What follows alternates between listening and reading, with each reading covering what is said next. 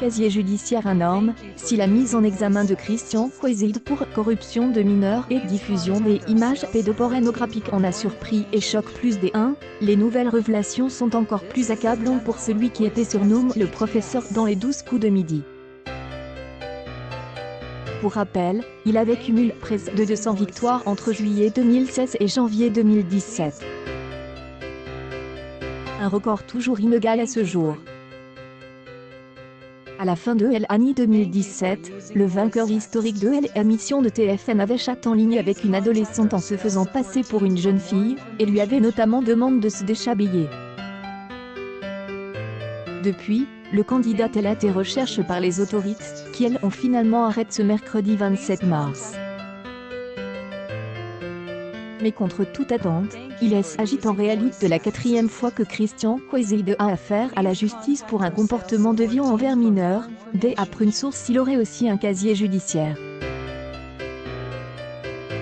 Une information confirmée par le procureur de la République de Bourg-en-Bresse.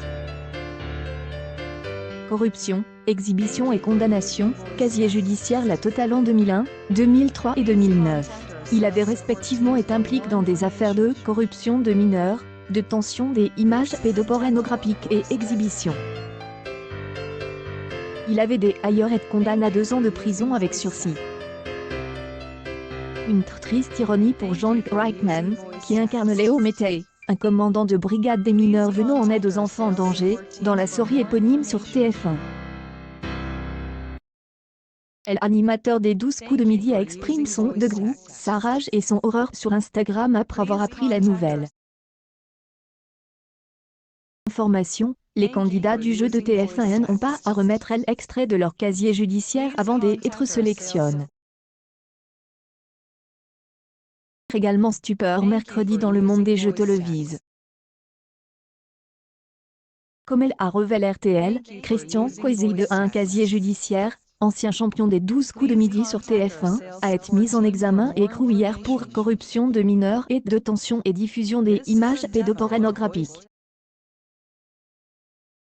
La radio privée a dévoilé ce jeudi matin les déclarations du procureur de la République de Bourg-en-Bresse, Christophe Rode.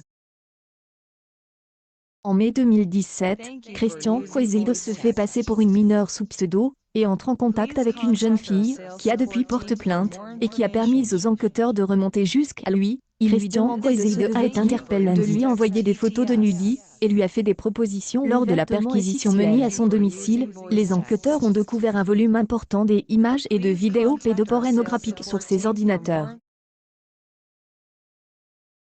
Désormais en détention provisoire, Christian Quayside a reconnu les faits et son casier judiciaire. Il se rend compte de gravité des faits, mais explique avoir seulement consulté ces images et n'avoir jamais commis des agressions sexuelles selon le procureur. Une information judiciaire a été ouverte.